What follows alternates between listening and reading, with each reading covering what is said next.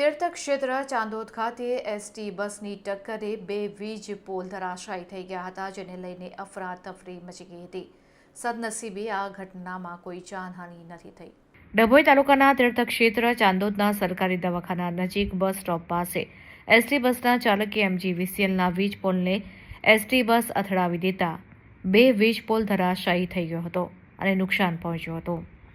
બોર્ડની પરીક્ષાને અનુલક્ષીને Dabhoi ST depot દ્વારા મૂકવામાં આવેલી આ વિશેષ બસની ટક્કરથી વીજ પોલ ધરાશાયી થઈ ગયો હતો.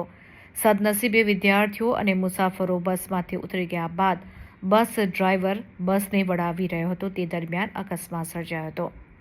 વીજ કેબલ ખેંચાઈ જવાથી બીજો વીજ થાંભલો પણ રોડ ઉપર ધરાશાયી થઈ ગયો હતો. ચાલુ લાઇન દરમિયાન બે વીજ પોલ ધરાશાયી થતાં દોડધામ મચી ગઈ હતી.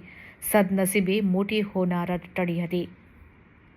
MGVCLના તંત્ર દ્વારા સ્થળ ઉપર પહોંચી જઈને બસ અને મુખ્ય માર્ગ ઉપર પડેલા વીજ પોલને ખસેડવાની કાર્યવાહી હાથ ધરી હતી.